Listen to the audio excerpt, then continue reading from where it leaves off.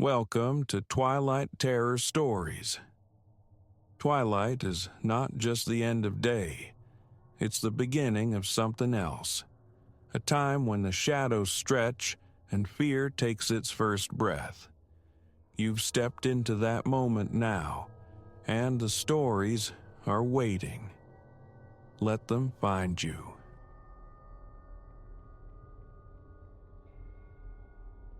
"2:17 a.m. The scrape began then, a dry rasp against something hard, dragging itself into the quiet of the house. Elias knew the exact time. His phone's glow confirmed it the instant his eyes snapped open.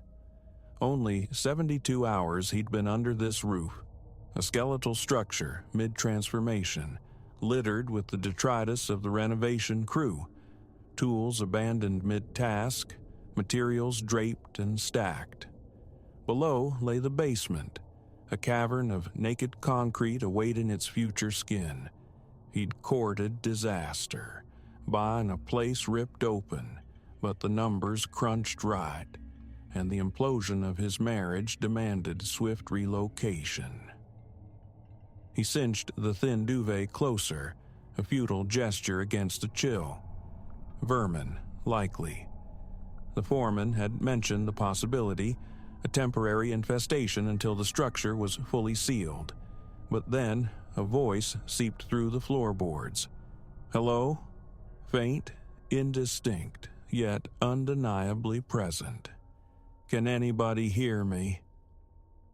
Elias sat bolt upright, the sluggish beat of his heart accelerating into a frantic rhythm. Feminine, the voice.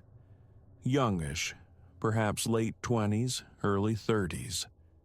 His phone's beam sliced through the bedroom gloom, illuminating nothing but the mattress squatting on the floor and the cardboard monoliths of his unpacked life. Hello? It called again, a thread of desperation woven through the sound. I need help. His mouth felt like parchment. He swung his legs over the side of the mattress, bare feet meeting the shock of cold, stripped hardwood. The renovation had peeled back every layer of comfort, leaving the house raw. Each hesitant step sent echoes skittering ahead. Is someone down there? His own voice was a rough croak. Yes, please, help me. Sharper now, edged with panic. I'm trapped. He fumbled into jeans and a t-shirt, the fabric cold against his skin. The house breathed winter. The new heating system remained dormant, a week from completion. His exhalations plumed white in the phone's artificial daylight as he navigated the corridor towards the kitchen. There, adjacent to the void where a refrigerator would one day hum, stood the basement door. He reached for the handle. It bit back with metallic frost. I'm coming, he called, his voice steadier. Just hold on. The stairs descending were provisional, mere planks lashed to supports, promised an upgrade soon. He tested the first tread. It groaned a protest but held. Dust motes danced like frantic ghosts in the narrow cone of light as he descended into the subterranean expanse. Vast, the basement stretched the house's full footprint. Heavy plastic sheeting hung like spectral curtains, partitioning zones of future refinement. Drywall sheets stood sentinel against one wall. Paint cans and power tools lay scattered like battlefield remnants. Where are you? He yelled into the echoing space. Here, this way. The voice emanated from behind a shroud of plastic. Please, hurry. He pushed the sheeting aside. The light found an unfinished wall segment, studs and insulation laid bare like anatomical specimens. Tools rested on a makeshift workbench nearby. A sledgehammer leaned nonchalantly against the raw framing. Hello? Behind the wall. Urgency bled into the words. There's a door. They walled me in. Elias swept the light along the exposed framework, and there, nestled between two vertical studs, almost perfectly camouflaged, was the faint outline of an old door, painted the same flat gray as the surrounding concrete. An accidental discovery, easily missed. I see it, he confirmed. Stay back, I'll try to get it open. He gripped the barely discernible edge and heaved. Nothing. Ancient hinges, thick with layers of paint, fused it shut. Please. The voice was immediate now, just beyond the barrier. It's been so long. He hefted the sledgehammer, its weight a solid, grim promise. Stand clear. The first blow struck near the top hinge, sending a shockwave up his arms. Again, and again. Chips of paint and flakes of rust showered the concrete floor. With a tortured screech, the top hinge fractured. The bottom one resisted stubbornly. Sweat slicked his back despite the cellar's frigid air. His muscles screamed, but relentless impacts finally sheared the metal. The door gave way, crashing inward into darkness. His light pierced a cramped space, perhaps 6 feet square. Bare concrete walls, utterly empty save for... The door slammed shut behind him with violent finality. He whirled, plunging into absolute black. No! He lunged, throwing his weight against the heavy wood. It was immovable. Hey! Let me out of here! Laughter curled through the confined space. Not the young woman's voice. This was different, deeper, resonant with something ancient and wrong. My thanks, the new voice purred. It has been an age since I had visitors. Elias hammered on the door. This isn't funny. Open up. But you only just arrived, the voice countered, seeming to slide along the walls. And the solitude does grow tedious. His phone's light sputtered, the battery icon showing a meager 12%. Who are you? He demanded, straining to pinpoint the source. What is this? The voice seemed omnipresent now. I desire what any creature desires after decades entombed alone. Conversation, shared histories, a way to unravel the hours until dawn. What happens at dawn? The workmen return. They'll release you. Likely. A dry chuckle echoed. Assuming you endure. Assuming the madness doesn't claim you first as it did the others. He slid down the door, pulling his knees to his chest, the glacial concrete leaching warmth through his jeans. His phone displayed 2:43 a.m. More than 4 hours remained until sunrise. There were no others, Elias said, forcing conviction into his voice. You're lying. Am I? How else would I master mimicry so exquisitely? All those hopeful souls drawn by whispers of distress, breaking down my door, such altruism.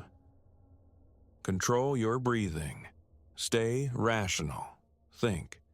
The contractors worked down here daily for weeks.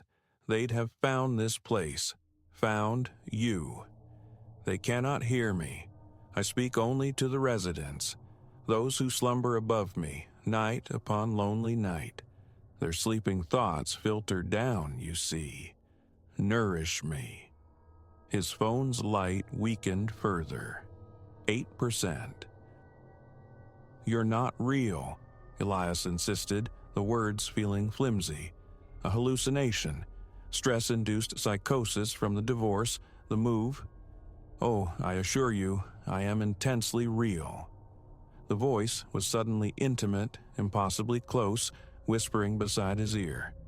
Allow me to demonstrate. An icy sensation, colder than the air, brushed the nape of his neck. Elias recoiled violently, scrambling away towards the center of the cell. His heart hammered against his ribs, stealing his breath. "Don't touch me." "But I find myself intensely curious about you," the voice murmured, "about the contours of your fear, your specific agonies, the desolation that propelled you into this broken house, into solitude. Stop it. I can almost taste it. The betrayal, the simmering rage, the hollow space within that denies you sleep."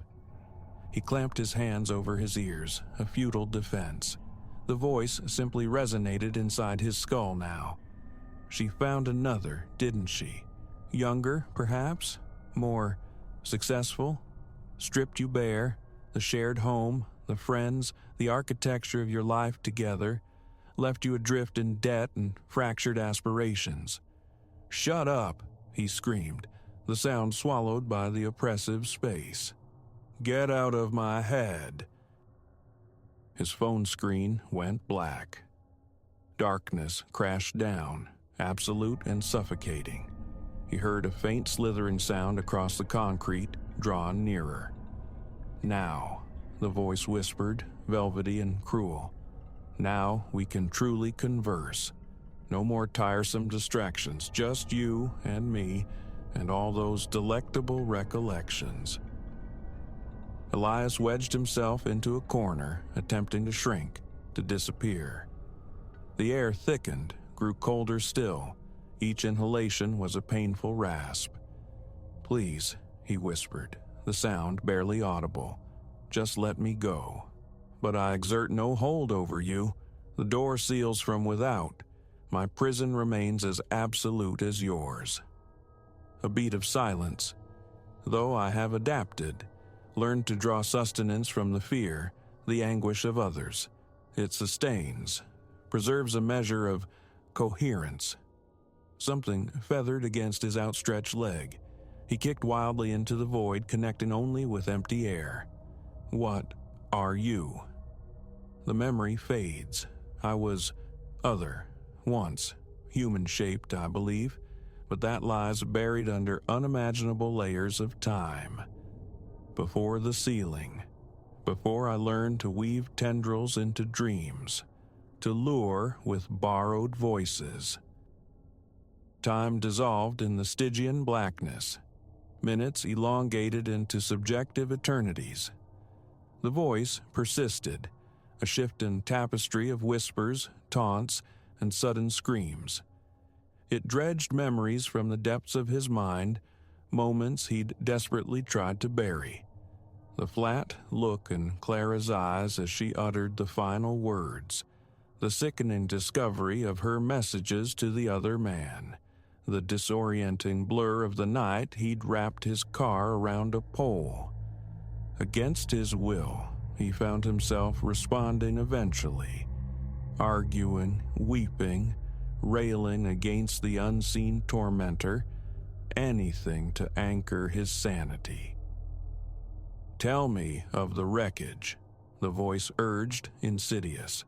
"Of the guilt that still clings to you. No, of how close you came, how some small broken part of you welcomed oblivion. Stop it, of how this derelict house called to your own fractured state, how inevitable, really, that you found your way down here to me." Elias slammed the back of his head against the concrete, the sharp jolt of pain a desperate anchor. "You're not real. None of this is real. Then, how do I know the small bottle hidden in your nightstand drawer? The amber capsules you contemplate when the silence screams loudest?" He lunged blindly into the darkness, swinging. "Get out of my head!" His fist connected solidly with concrete. Agony exploded through his knuckles.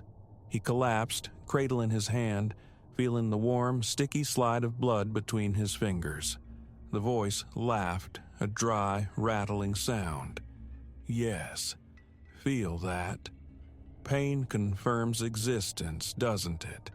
It makes you exquisitely real."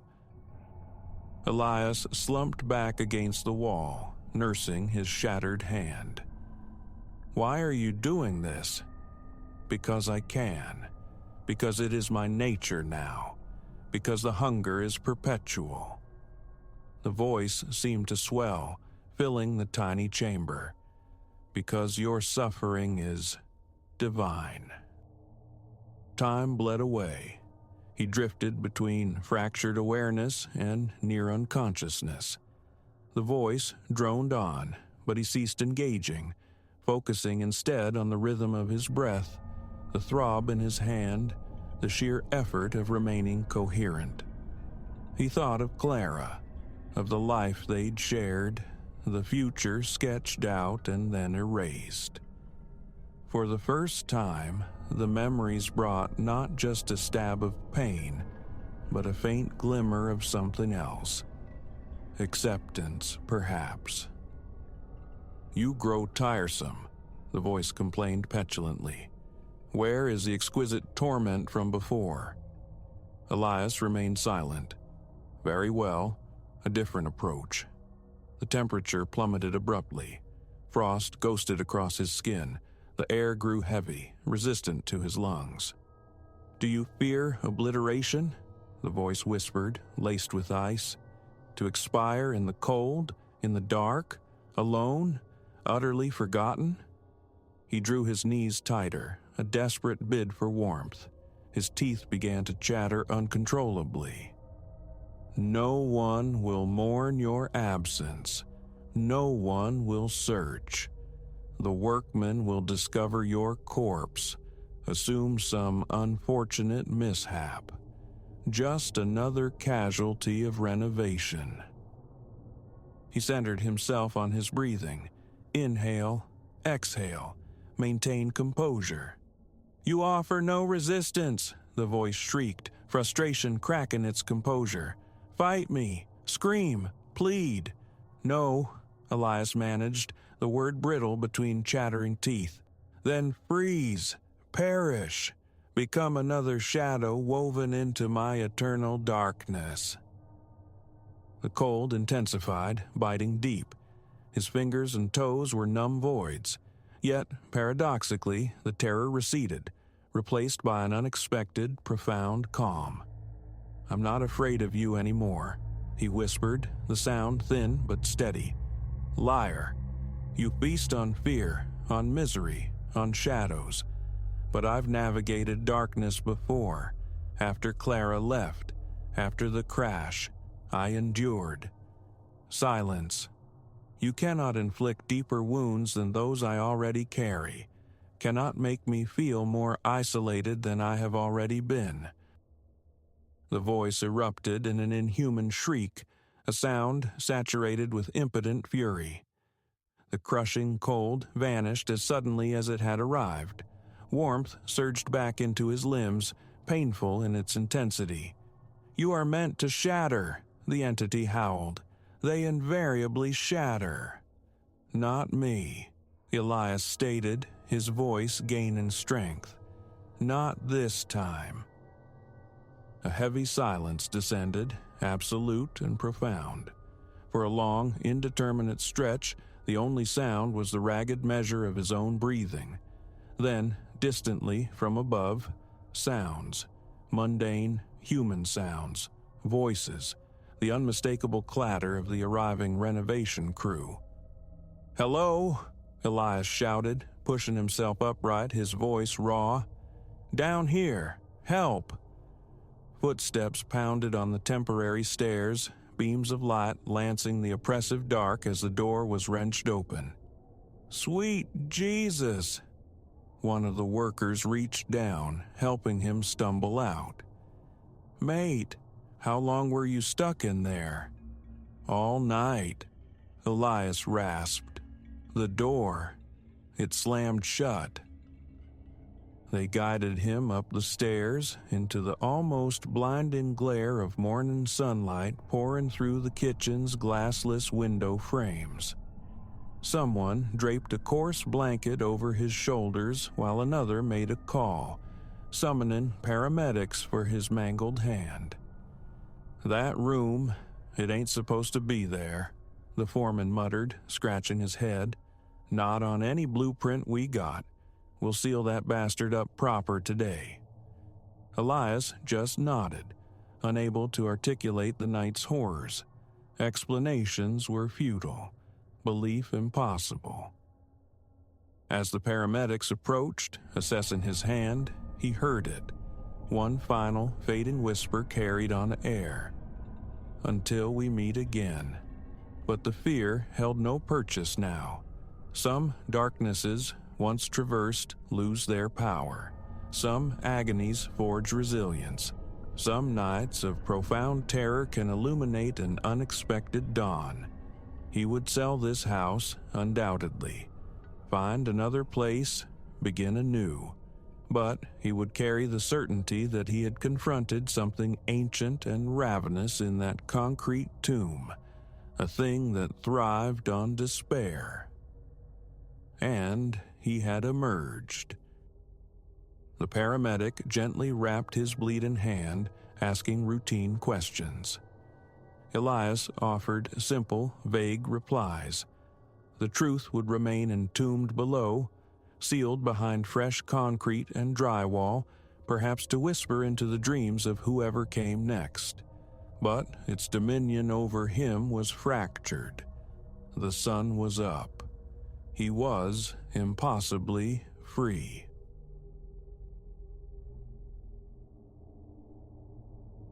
There's a peculiar solitude that settles over you when piloting 18 tons of steel through the slumbering heartland. A companionable emptiness woven from engine drone and the endless ribbon of highway. Or so I believed before Nebraska decided to teach me a different lesson on Interstate 80. One steeped in autumn chill and the deepest hours of the night. Now I understand solitude has layers, and beneath the familiar quiet lies a void far stranger than mere emptiness. 23 years I've wrestled these rigs, a legacy inherited from my father the moment high school spat me out.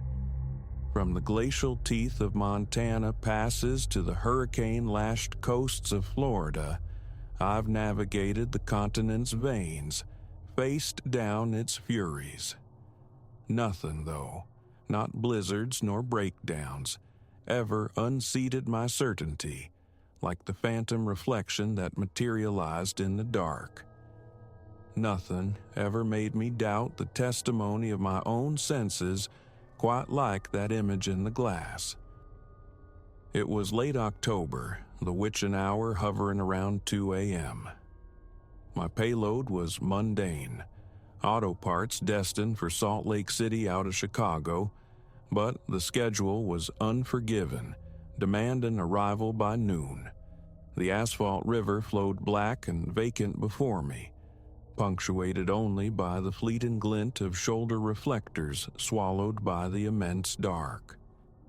My Kenworth's cabin was a cocoon of warmth against the crisp air outside, the radio murmuring low-volume talk, a mere whisper against the diesel's steady thrum and the hypnotic percussion of tires kissing concrete seams.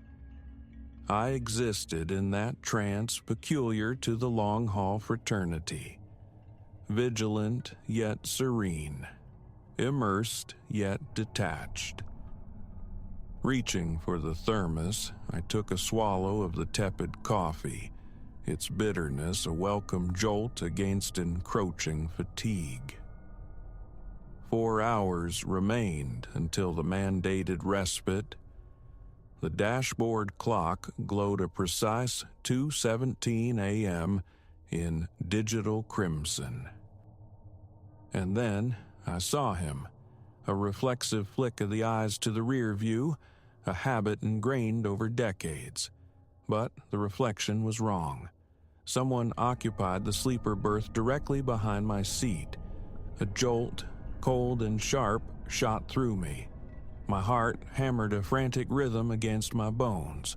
The wheel shuddered under my involuntary jerk before I wrestled the rig straight. Mirrored, yet undeniable. A man, sitting stock still, head inclined slightly downward, clad in what appeared to be a dark coat. The faint luminescence from my instrument sculpted his form from the shadows. My head snapped around, body twisting violently in the seat. Empty. The sleeper was utterly vacant. My bedroll lay undisturbed on the bunk, garments hung limply from their hooks. No man, no dark coat. Tremors seized my hands where they gripped the wheel. A sheen of cold sweat bloomed on my forehead, defying the air conditioner's cool breath. Focus on the road, I commanded myself. Count to 10. Fatigue. Your mind is painting pictures. 30 seconds crawled by. Slowly, deliberately, I lifted my gaze back to the rear view. He remained, unmoved. The same posture, the bowed head, the somber jacket, details sharpened, close-cropped hair showing threads of silver, hands clasped loosely in his lap. The apparition possessed an unnerving solidity. "This isn't real," I muttered, the words thin and brittle in the humming silence of the cab. "This cannot be happening." I slapped the switch for the dome light. Yellow radiance flooded the interior. Again, I pivoted. Empty. The sleeper berth held nothing but my belongings. Yet, in the mirror, the figure sat on, oblivious to the sudden illumination. The frantic drumming in my chest threatened to drown out all other sound. Gravel spat and crunched as I guided the behemoth onto the shoulder, bringing it to a shuddering halt. The engine settled into a rough idle. Park. My hands trembled so fiercely that engaging the gear shift felt like threading a needle in an earthquake. Unbuckling, I rose and stepped back into the sleeper area. Nothing. Nobody. I pressed my palm against the bunk where the mirrored man seemed to sit. The fabric of my sleeping bag was cool, undisturbed. I searched every nook, shifted bags, utterly, demonstrably empty. Back in the driver's seat, my eyes locked onto the mirror. He was still there, motionless, waiting. "Who are you?" The question tore from my throat, ragged and frail. The silence answered. No flicker of movement, just the bowed head, the clasped hands. I pressed my palm flat against the mirror's surface, obscuring the image. Counted to 20. Snatched my hand away. He persisted. Logic scrambled for purchase, suggesting flaws in the glass, some bizarre interplay of light and shadow. I tilted the mirror, angled it this way and that. The figure held its position relative to the cab's interior, unwavering. My phone displayed starkly, no signal. Who would I call? What conceivable report could I make? "Dispatcher, I've got a ghost riding shotgun, but only in the looking glass." Perhaps 15 minutes I sat there, the engine grumbling, paralyzed by indecision. Driving with that silent passenger perpetually in my peripheral vision felt impossible. Abandoning the truck and its cargo was equally unthinkable. Duty, deadlines, they anchor a man. Finally, with hands still unsteady, I reached up and wrenched the rearview mirror upward, aiming its reflective face at the ceiling, rendering it useless. I forced the gear shift into drive, the transmission groaning in protest, and eased the rig back onto the desolate interstate. For the next 20 minutes, I drove blind to what lay directly behind, relying solely on the side mirrors. My skin prickled, crawled with the sensation of being intensely observed. Every few moments, a powerful compulsion surged, the need to glance up to know if he remained. The urge became a physical ache. At 3:05 a.m., succumbing, I reached up and readjusted the mirror to its proper position. My breath hitched, freezing in my lungs. He had shifted. His head was raised now, and he was looking directly at me. Through the mirror, his face resolved into stark clarity. Perhaps 60 years old, skin pale and etched with deep lines, dark eyes possessing an unnerving penetration, seeming to gaze not at me, but through me. His expression was a void, utterly blank, devoid of discernible emotion. Just staring. A scream clawed its way out of me, raw, primal terror echoing within the confined space. I make no apology for it. Again, the truck swerved violently before I regained control. My chest constricted, air refusing to fill my lungs properly. A highway sign materialized in the headlights. Next exit 2 miles. I pushed the engine, urging the rig faster than prudence dictated, knuckles white on the wheel, fighting the magnetic pull of that mirrored gaze. Yet I felt it, that unwavering stare pressing against the back of my neck. The exit ramp led toward the faint constellation of lights that marked a tiny settlement. A lone gas station, a diner, a scattering of shadowed structures. The station itself was dark, pumps silent, but its overhead fluorescent lights cast a sterile glare across the empty lot. Brakes hissed as I brought the truck to a stop within that lonely circle of light. One last look. I had to.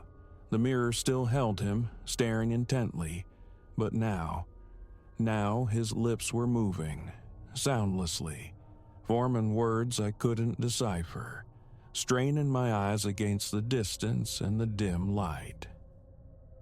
Enough. That was the breaking point. Snatching my phone and wallet, I threw the driver's door open and practically tumbled out onto the cold asphalt, desperate for distance. The frigid air struck like a physical blow. I slammed the door shut and retreated, gasping, my breath pluming white under the harsh lights. For long moments, I simply stood there, staring at my rig. From the outside, it appeared utterly normal, a silent, dark machine. Through the windows, no hint of anything amiss.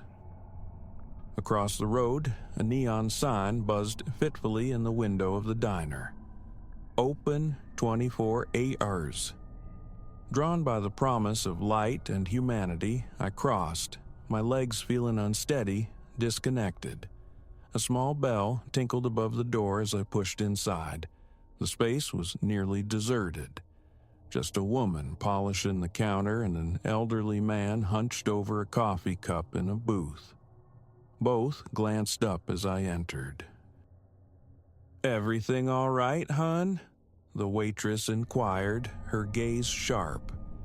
"You look like you've seen a ghost." I collapsed onto a stool at the counter. "Coffee," I managed. "Black.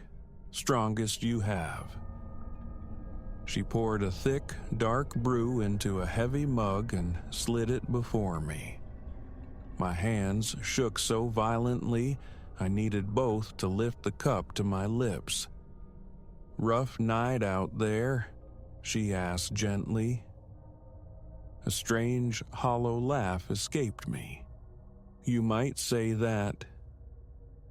"Care to unload?" I looked at her, maybe mid-50s, a kind, weary face, a name tag that read Martha. How could I begin to articulate the impossible? "Just tired," I lied, the words feeling like sawdust in my mouth. Eyes playing tricks. She nodded with practiced sympathy and moved away to tend to the old man. For more than an hour, I remained perched there, chain-drinking coffee, attempting to construct a rational explanation. Fatigue, hallucination born of monotony and isolation. Yet the conviction remained unshakable. What I had witnessed felt as tangible as the ceramic mug warm in my hands, as real as the worn formica beneath my elbows. The eastern horizon was softening from impenetrable black to a deep, bruised blue when I finally settled my bill and walked back towards the truck. Dawn lingered an hour away, but the approaching light lent the world a reassuring solidity. Cautiously, I approached the driver's side. Peering through the window revealed nothing untoward, just the familiar empty interior. Taking a deep, fortifying breath, I pulled the door open and hoisted myself into the cab. The mirror reflected only the expected. The sleeper berth, my rolled sleeping bag, the clothes hanging innocuously. Nothing more. I adjusted it, scanned every angle. Empty. A wave of profound relief washed over me, immediately chased by a disorienting current of doubt. Had it all been a figment? Was my mind fracturing under the strain?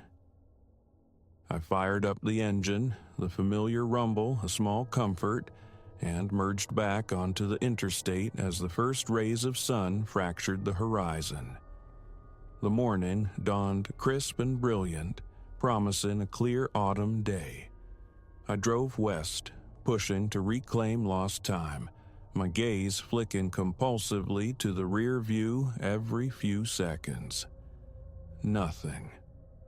By noon, the auto parts were delivered in Salt Lake City. By evening, I was loaded again, heading east. The rhythm of the road reclaimed me. Days bled into weeks. I almost succeeded in relegating the experience to the realm of exhaustion-induced phantoms. Almost. But sometimes, navigating the deep velvet voids of night, a flicker of movement in the mirror's periphery, a mere suggestion of shadow, would send a chill racing down my spine. The memory of that face, those dark, penetrating eyes, the silently moving lips, it lingered, an indelible stain. Thoughts of abandoning the life, finding work tethered to solid ground, surfaced and receded. But this highway, this machine, they were extensions of myself. So I drove on, watching that small rectangle of glass, wondering if he would return, wondering what unspoken message lay behind that silent gaze. They say the road breeds loneliness. They haven't tasted true isolation. They don't know the unnerving companionship of something visible yet intangible, inaudible, incomprehensible. They haven't been truly alone with the impossible. I still traverse the night, hauling the nation's goods. But the mirror holds a different weight now. Sometimes, when the darkness presses in with unusual density and the miles stretch out in profound emptiness, I deliberately angle that mirror skyward, crank the radio volume high, and pretend. Pretend I am the sole occupant of this rolling metal shell, even when a deeper certainty whispers that complete solitude might be a luxury I no longer possess. Last week found me once more on that same haunted ribbon of I-80 through Nebraska. Around 2 a.m., the familiar, insistent urge surfaced. Check the mirror. I fought it, resisted longer than before, but inevitably my eyes lifted. He was there. Same initial posture, head bowed, hands resting in his lap, But this time, as his head came up, as those unsettling dark eyes met mine in the glass, his lips formed words again, and this time, clear as day, I understood the silent articulation. Your brakes. Instinctively, reflexively, I stomped the pedal, the air brakes hissing, scrubbing speed from the massive vehicle. Not a heartbeat too soon. Caught in the high beam's glare, a deer materialized from the darkness, leaping directly into my path. Without that sudden deceleration, the impact would have been catastrophic. At best, a mangled truck, a lost load. At worst. When my pulse steadied enough for me to look back at the mirror, he was gone. I haven't seen him since, but the questions echo louder now. Why the first appearance? What imminent danger did he perceive then? What other warnings might have been lost in his silent speech? Answers remain elusive, likely forever beyond my grasp. All I know with certainty is that mirrors sometimes reflect more than just the physical world. Sometimes they are conduits for messages, and sometimes, just sometimes, it pays to heed the passengers who join you in the deepest hours of the night, even those perceptible only in a small pane of silvered glass above the dash. The road is irrevocably altered for me now. Each mile marker holds the latent possibility of his return. Every glance in the mirror is freighted with potential significance. Am I frightened? Undeniably. But woven through the fear is a thread of profound gratitude. That spectral figure in my mirror saved my life. So I continue to drive, to watch, to wonder. Because out here, on the long, dark conduit of the highway, you discover you're never truly alone, especially when you think you are.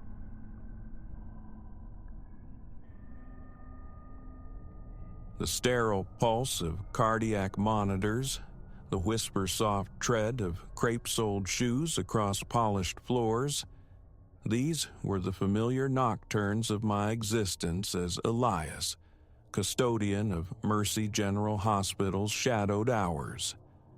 The profound stillness that draped the building after midnight was a known quantity, a quiet I navigated by rote. But one particular night, the silence fractured, revealing a fissure that would swallow my mundane reality and cast me into a perilous dance of observation and evasion. I recall the precise moment. Wednesday crept towards dawn, the digital clock bleeding 3:17 a.m. I was adrift on the third floor, immersed in the rhythmic liturgy of my tasks: swab, sanitize, divest bins, repeat, a trance-like state, almost peaceful. Then she materialized. Nurse Agnes Thorne, a woman built like a bulwark, whose reputation for flintiness preceded her, behaved strangely. Stationed outside the pharmaceutical stores, her head jerked left, then right, a metronome of anxiety. Her fingers, thick and usually deft, wrestled clumsily with the closet lock. Even from my vantage point down the corridor, I saw the damp sheen glisten on her brow beneath the harsh, fluorescent lights. Intrigue, sharp and unwelcome, pricked me. I feigned intense focus on a defiant scuff mark near the baseboard, my gaze tethered peripherally to her silhouette. What unfolded next sent a glacial tide through my veins. Agnes slipped into the supply closet, a fleeting shadow swallowed by the doorway.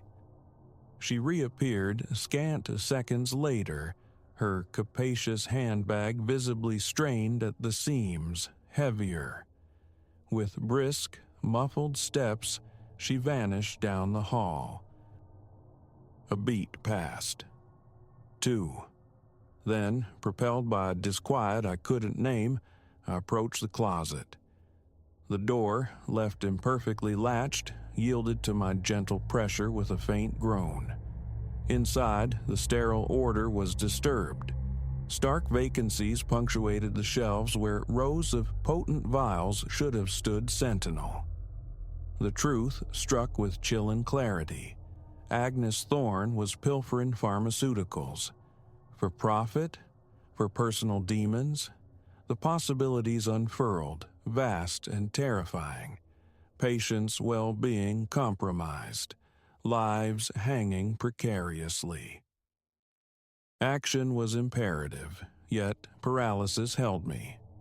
Agnes commanded respect, woven into the hospital's fabric through years of service. Who would credit the word of Elias, the night shift cleaner, against hers? Evidence, I decided. That was the key. The subsequent nods became a clandestine study.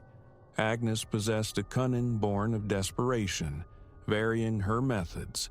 A direct dip into the stores one night, a subtle palming of medications from emergency carts the next. By week's end, my small notebook bulged with coded entries, timestamps, dates, estimated inventories of stolen drugs. Still, doubt gnawed. Could there be an explanation, however improbable, that exonerated her? My procrastination nearly proved fatal. Sunday night bled into Monday morning. In the sterile solace of the staff lounge, seeking refuge in lukewarm coffee, I found myself cornered. Agnes entered, and the room seemed to constrict, the air thickening with unspoken tension. "Agnes," I began, the word catching slightly in my throat, striving for composure. "I saw in the supply closet." She went utterly still, her eyes narrowing into hostile slits. "Whatever are you insinuating?" A deep breath, steeling myself. "I know about the medication. You taken it? I've seen you several times this week." A flush bloomed across her face, a vein throbbing violently at her temple. "You haven't seen anything," she hissed, her voice low and venomous. "Stick to your mops and buckets." The atmosphere crackled, suffocating. Her volatility was palpable. Caution was paramount. "I can't just ignore it," I stated, finding a surprising firmness in my voice. "It has to be reported." Before the final word fully left my lips, she lunged. Her hand clamped onto the collar of my gray uniform, yanking me forward until her face was a breath away, her exhale hot and sharp. "You will say nothing," she snarled, the threat absolute. "Breathe a word, and you'll wish you hadn't." Fear, cold and constricting, seized me. Her strength was startling. I twisted against her grip, a strangled gasp escaping me. "Let go." My heart hammered against my ribs. A flicker of calculation crossed her face as she studied me. Then, abruptly, she shoved. Hard. I slammed backward into a formica table, the impact jarring my spine, expelling the air from my lungs in a painful whoosh. Scrabbling upright, adrenaline surging, I saw her advancing, her features contorted with rage. Escape. Help. The thoughts screamed through my mind. I bolted, ignoring the blossoming ache in my side, fleeing the claustrophobic lounge. The hospital corridors stretched before me, unnervingly deserted, the usual night staff cocooned in their duties. Rounding a corner blindly, I almost careened into Dr. Samir Khan, a senior physician whose calm demeanor I'd often observed. He arched an eyebrow at my wild eyes and disarrayed uniform. "Elias, everything all right?" Concern softened his features. A moment's hesitation. Could I trust him? But time was a luxury I didn't possess. "Doctor, I need your help," I blurted, casting a frantic glance back down the hallway. "It's Nurse Thorne." Dr. Khan guided me to a quieter alcove, shielded from potential view. "Tell me what's happened," he urged, his brow furrowed. Drawing another ragged breath, I recounted my observations, the words tumbling out, tinged with residual fear. "She's stealing drugs, doctor. From the supply closet, the crash carts. I saw her. I confronted her. She threatened me, attacked me. I don't know what else to do." His eyes widened, surprise quickly solidifying into gravity. "Are you certain?" he asked, his tone serious, assessing. I nodded, a profound wave of relief washing over me at finally being heard. I wrote it all down, dates, times, what was taken. It's all in my notebook. He processed this, nodding slowly.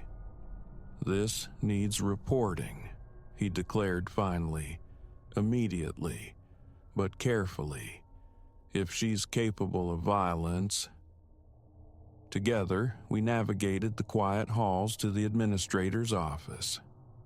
Dr. Khan relayed the situation in urgent, hushed tones, while I presented my logbook as corroboration.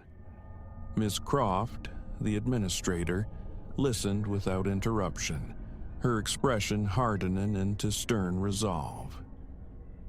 "An immediate investigation will be launched," she stated, her voice leaving no room for doubt. "Thank you, Elias, for your courage in bringing this forward." The ensuing hours saw the hospital subtly transformed. A current of controlled urgency ran beneath the surface calm. I remained near Dr. Khan, the memory of Agnes's fury making solitude feel perilous. Whispers circulated among the staff. Wary, curious glances followed me down the corridors. By the first light of dawn, security personnel were escorting Agnes Thorne from the premises. Her departure was not quiet. Enraged shouts and struggles echoed down the hall. I watched from a shadowed doorway, a complex knot of fear and vindication tightening in my chest. The immediate threat had passed, but her parting glare felt branded onto my memory.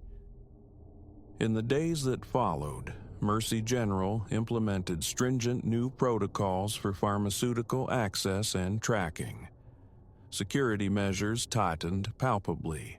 I received quiet commendations for my bravery, yet an unsettling residue remained. Agnes had made her intentions clear.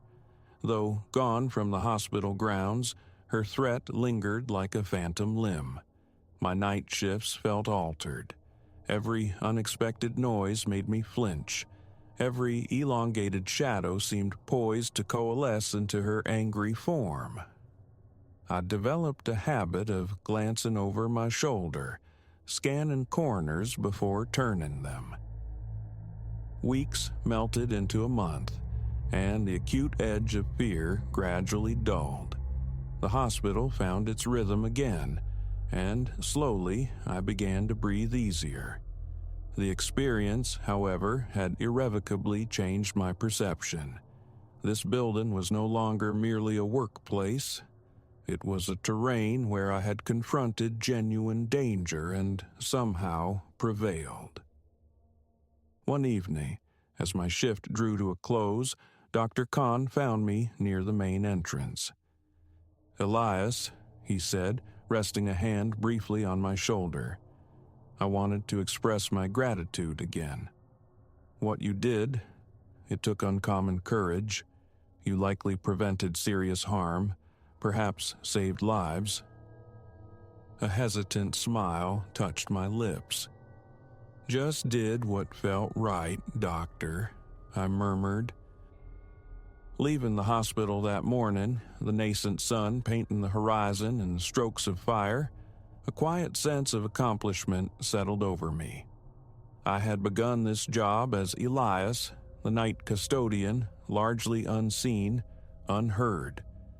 Now I had tangibly impacted the hospital's integrity, shielded the very people whose environment I maintained. The building loomed behind me, its windows catching the dawn's first light. It felt different now, not just brick and mortar, but a testament to the potential for courage residing within the ordinary. Driving home, bone-weary but imbued with a novel sense of purpose, I understood that my humble role had expanded. I wasn't just scrubbing floors and emptying trash. I was, in my own small way, a guardian, and that felt like a weighty, honorable responsibility. The night Agnes Thorne was apprehended remained etched in my mind as terrifying, yes, but also transformative. It revealed a resilience I hadn't known I possessed. Confronted by malfeasance and menace, I had held my ground. In doing so, I hadn't just altered the hospital's ecosystem. I had fundamentally altered myself. As I finally surrendered to sleep that morning, the week's turbulent events replaying like a fever dream, I knew my relationship with my job, with the night itself, was forever changed. The mop and bucket remained my instruments, but they now symbolized something more profound, a quiet vow to safeguard the vulnerable, to champion integrity, regardless of the personal cost. And as sleep claimed me, a flicker of anticipation stirred. What other secrets lay dormant in the hospital's nocturnal depths?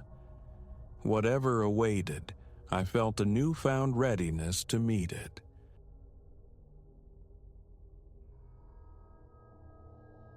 The echo.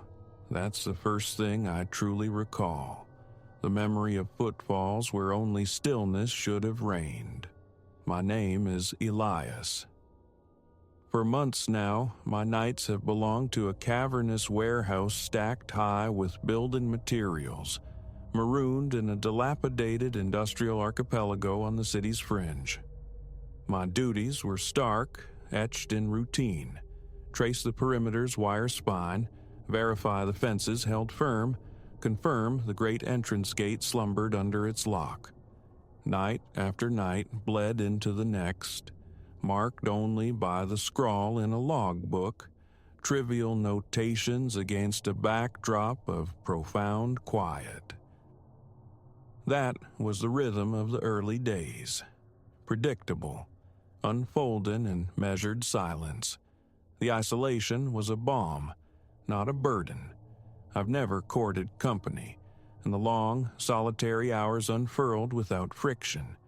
Leaning against the cold metal of the entrance post, watching the distant, indifferent lumens of factories bloom and fade, I found a peculiar comfort in my own contained world. Then came the night that fractured everything. Now, clocking in doesn't bring calm. It brings a brittle tension that settles deep in my bones. I arrive as the clock nears 10, swallowed by the encroaching dark. The exterior lamps cast a grudging, anemic light, barely illuminating the main gate and a ragged crescent of the parking lot, a scarred expanse of gravel and cracked concrete slabs. The warehouse itself looms, a behemoth of corrugated metal walls beneath the ceiling lost in shadow. By day, trucks rumble and disgorge their loads. After 6, the place assumes a sepulchral hush. My command post is a cramped office near the front, a repository for my essentials. A dented thermos steaming with coffee, a heavy-duty flashlight, and the flickering oracle of the security console. The surveillance system is rudimentary, almost an afterthought. A scatter of cameras guards the loading docks and peers down a couple of desolate interior corridors. Their feeds ghost across a small monochrome monitor. Motion sensors, designed to flag movement, etch fleeting highlights onto the screen. Usually, these are just ephemeral pulses, a feral cat slipping through the shadows, or perhaps a sheet of loose plastic stirred by a draft near a broken window pane. Lately, though, those transient blips have acquired a chilling resonance.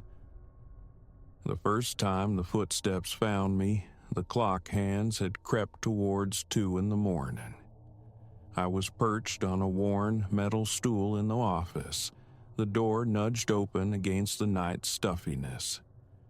Beyond the threshold, the main warehouse floor lay submerged in darkness, save for a long, bleak corridor snaking away from the office area towards a series of forgotten storage rooms. It's a utilitarian channel, concrete underfoot, flanked by towering shelves groaning with spare parts and stacked boxes of tiles. From that corridor, the sound emerged, a distinct, measured cadence. Footsteps. My initial thought grasped at the mundane: water dripping onto warped wood, the groan of metal contracting in the cool air. But this wasn't random noise. It possessed a pattern, the deliberate tread of someone walking slowly, purposefully. I rose, the stool scraping harshly, and snatched up my flashlight. A knot tightened low in my gut. A sudden, icy dew prickled the back of my neck. Maybe a scavenger, I told myself, hunting for copper wire or tools. Petty theft wasn't unheard of out here. Stepping out of the office, I thumbed the flashlight alive. Its beam sliced through the gloom, illuminating motes of dust dancing in the still air, glancing off stacks of shrink-wrapped pallets. I advanced cautiously, eyes straining towards the corridor's vanishing point. The moment I drew near, the footsteps ceased. Utter silence descended, broken only by the faint, high-pitched hum of a distant fluorescent tube. Is anyone there? My voice sounded thin, swallowed by the vastness. No reply. I'd half expected the scuffle of retreat, a fleeting shadow melting behind a shelf. There was nothing. My palms were slick against the flashlight's grip. After a strained pause, heartbeat thudding against my ribs, I pressed deeper, sweeping the light behind crates, under shelving units. Emptiness greeted me. My own breathing felt unnervingly loud. Back in the office, I scrutinized the monitors. One of the sensors in the corridor registered a flicker, a momentary spike lasting less than a second. No discernible shape, just a brief distortion, then static calm. I remained glued to the screen, pulse still erratic, waiting for a reappearance. The sensor line stayed flat. Eventually, I tried to file it away.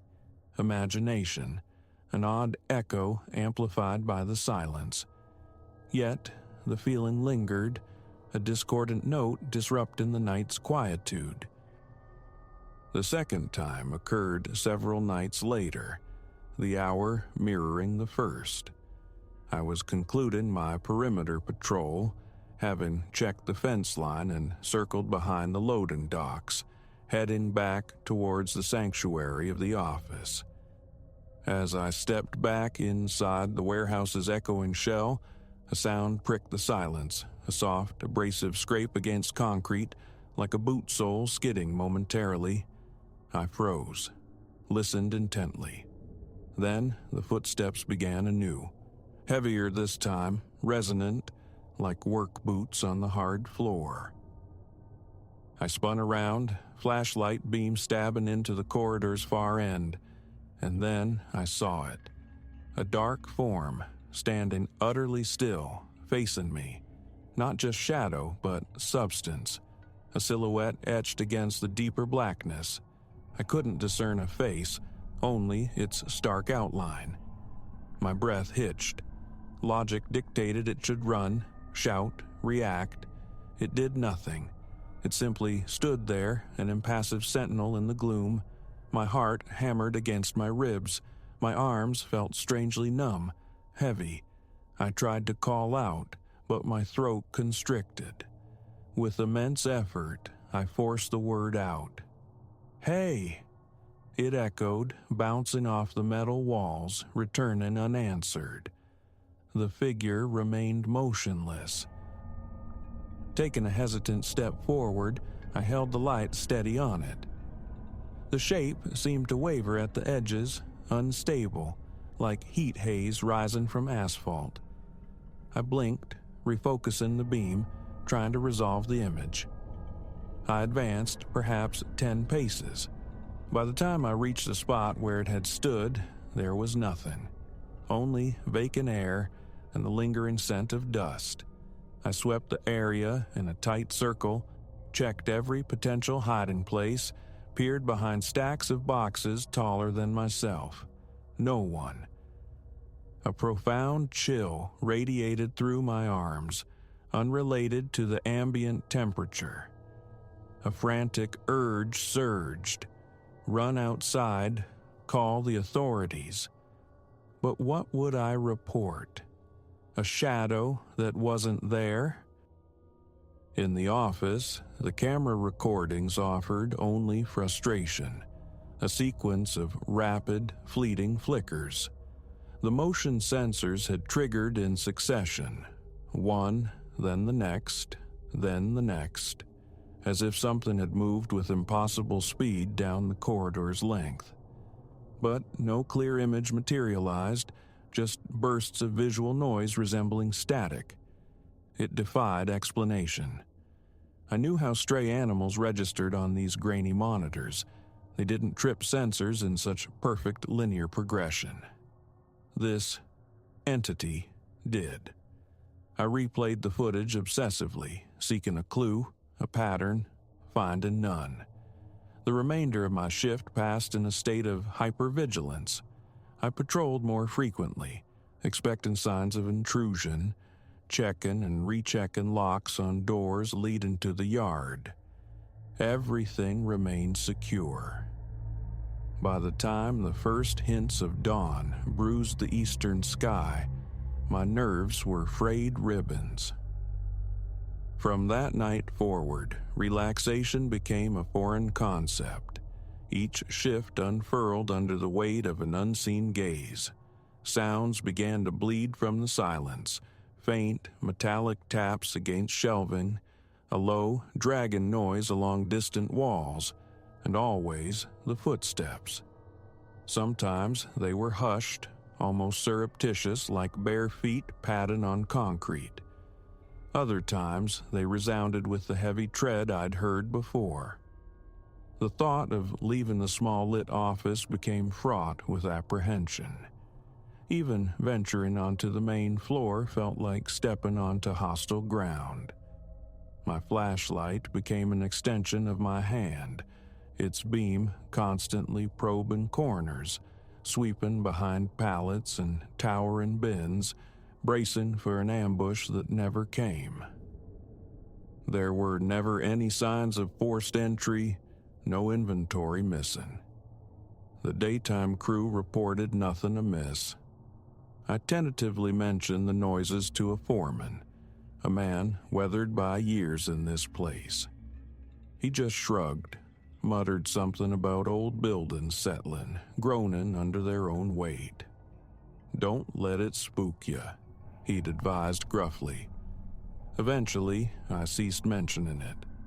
My concerns were met with knowing smirks, remarks like, "Elias, seeing the warehouse ghost again?" followed by dismissive laughter. it wasn't amusing. I tried charting the occurrences, logging the times I heard the steps or saw the anomalous flickers on the monitor. No discernible pattern emerged, sometimes near midnight, sometimes deep in the pre-dawn hours after 3. Occasionally, a blessed shift would pass undisturbed, but such nights became increasingly rare. Sleep, when it came during the day, was shallow and fractured, haunted by the memory of that still, dark figure watching from the corridor's end. My carefully constructed routine crumbled under the strain. One night, fueled by a mix of fear and defiance, I resolved to walk the entire warehouse every hour on the hour, a forced march against my own anxiety, an attempt to prove it was all frayed nerves and shadows. At 11, I conducted a full sweep. Storage rooms, load and dock, the long central corridor. My logbook entry, all secure, nothing out of place. Midnight, the same ritual, the same result. By 1 a.m., a sliver of confidence returned. Activity, I reasoned, might banish the phantoms. Then, around 1:30, back in the relative safety of the office, I saw the monitor flare. A light blip jumped erratically, from camera 1 near the south entrance, straight to camera 3 in the main hallway, inexplicably bypassing camera 2 positioned between them. Something had traversed that distance without registering in the expected sequence. Flashlight clenched, I bolted from the office, pulse hammering in my temples, my hands betraying me with a fine tremor. Stepping into the hallway, I immediately heard it. A distinct rustle, a quick shuffle near the far corner. I surged forward, flashlight beam bouncing wildly. Just as I reached the corner, I caught a fleeting impression. Something dark, substantial, perhaps a shoulder or the curve of a back, melting into the adjoining corridor. It wasn't animal, wasn't reflection. It looked human-shaped. I ran, my heavy boots pounding a frantic rhythm on the concrete, the sound echoing strangely off the high metal ceiling beams. Turning the corner, I skidded to a halt. Empty space. It was a dead-end alcove piled high with sheets of plywood and lengths of rusted metal pipe. No doors, no windows, no conceivable exit. Nowhere to vanish. I circled the stacks, flashlight beam probing every gap, expecting to corner whoever, whatever it was. There was nothing. No one. A cold, tight knot formed in my stomach. My breath came in ragged gasps. My legs felt watery, unreliable. I leaned against a stack of plywood, trying to steady myself, the beam of my flashlight dancing erratically. I strained my ears, listening for any sound beyond my own frantic respiration. Silence. Absolute, impenetrable silence. There was no rational explanation for how anyone could disappear from this cul-de-sac, and in that moment, the unease solidified into something deeper, colder, true fear. Not just frayed nerves, but a profound, visceral terror that left my arms tingling. The urge to flee, to abandon the post, was overwhelming, but the blunt reality of needing this job, the lack of any financial cushion, tethered me there. I swallowed the fear, pushed it down, and somehow endured until morning. I recounted this incident to no one. The story felt too thin, too unbelievable. They'd think I was unraveling. The following weeks saw an escalation. The footsteps grew bolder, more frequent. Sometimes they sounded so unnervingly close, I'd spin around, flashlight raised, convinced someone stood directly behind me. In a desperate bid for clarity, I even rigged up a cheap webcam in a section of corridor I suspected was a thoroughfare for the presence. It captured nothing definitive, only those same baffling, instantaneous flickers of movement that dissolved before they could be identified. Standing sentinel in a dim corridor, waiting, became an exercise in nerve-shredding anticipation.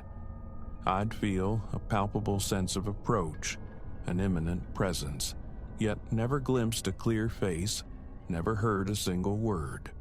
Always this silent, watchful entity that evaporated upon direct confrontation.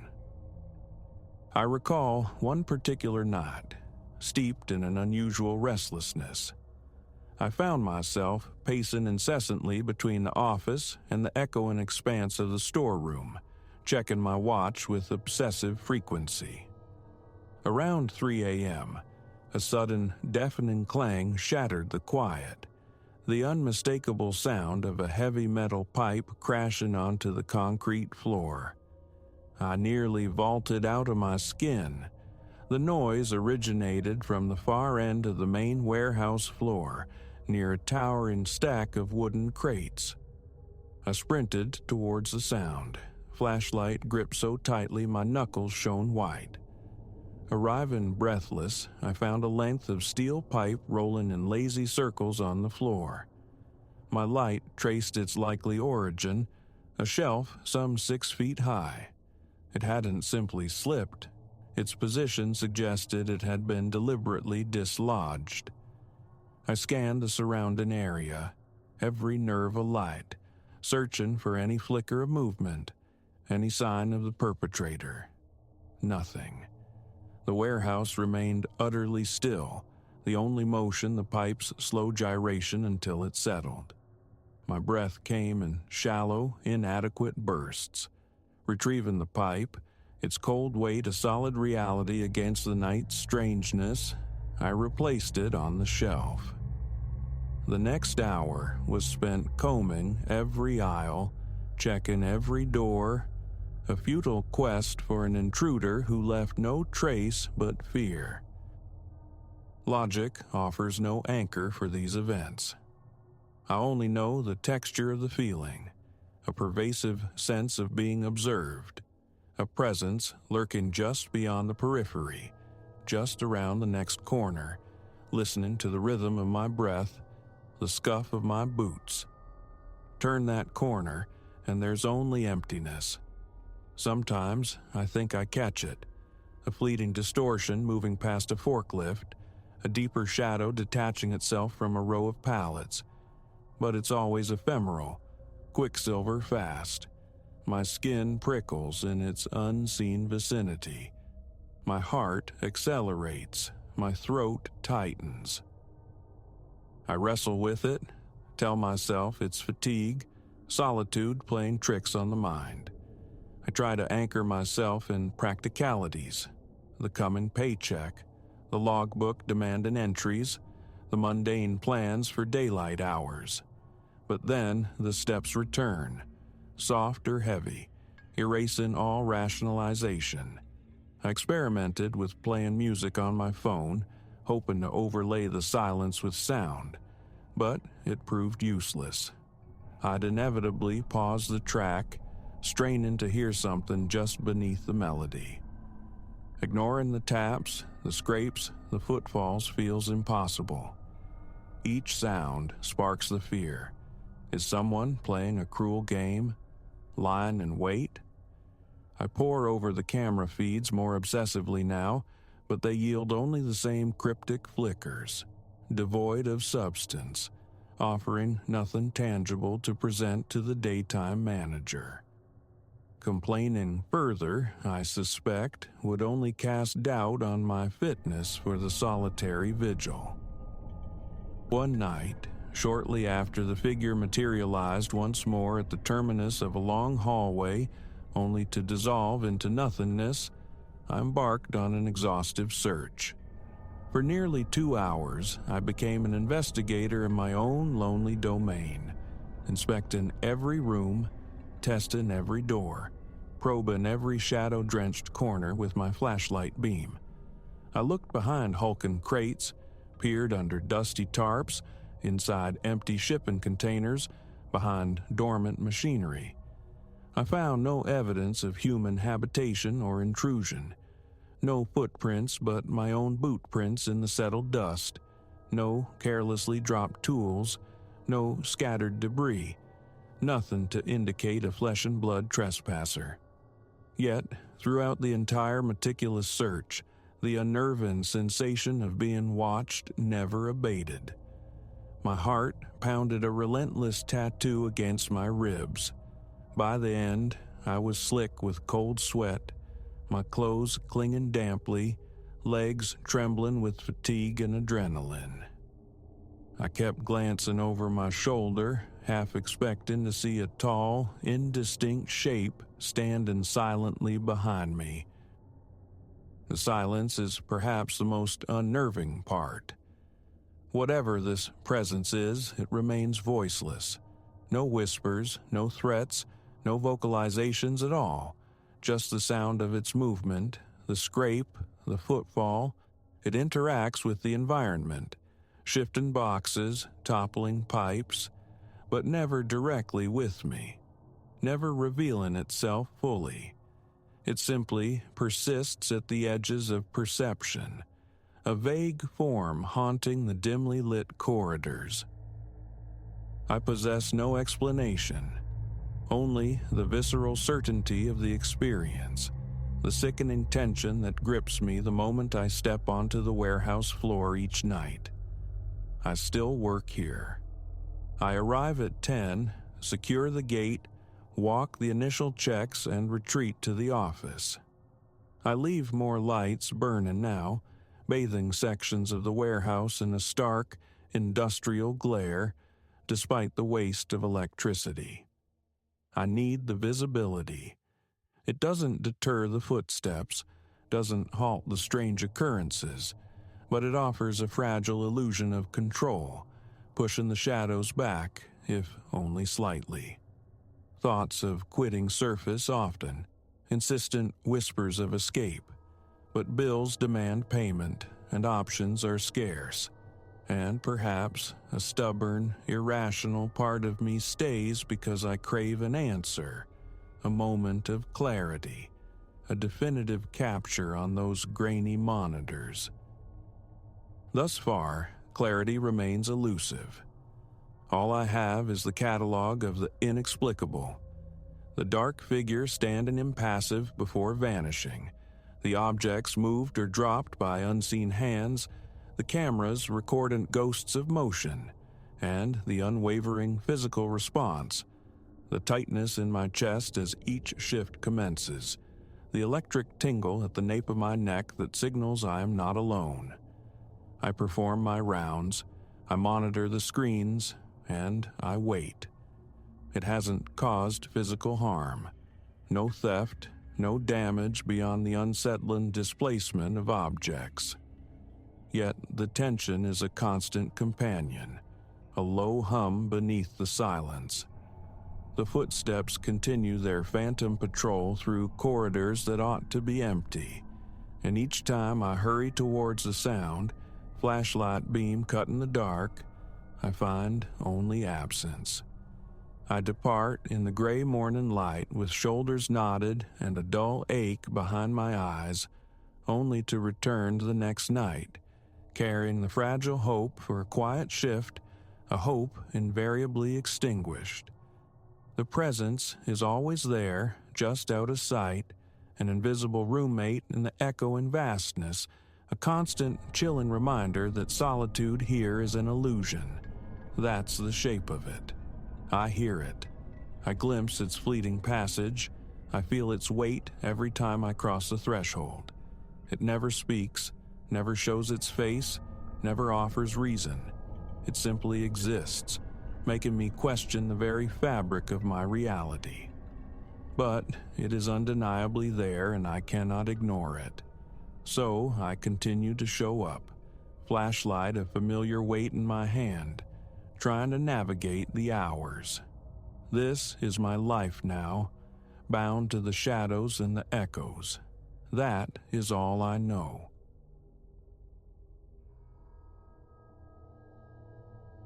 Lantern light trembled across the warped floorboards of the upper corridor, my hand unsteady around the cool metal. Before me loomed the closed door of the chamber I'd just procured in this sepulchral Victorian pile.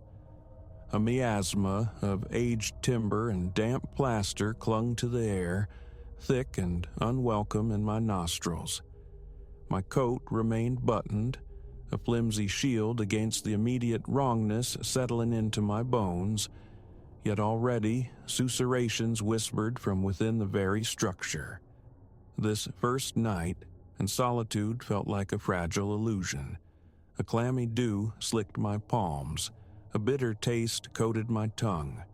My gaze fixed on the tarnished brass knob, a small, indifferent eye.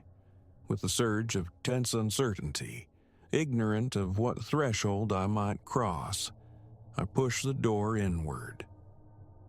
I am Elias Thorne, a man past his prime, dedicated to the empirical study of the anomalous.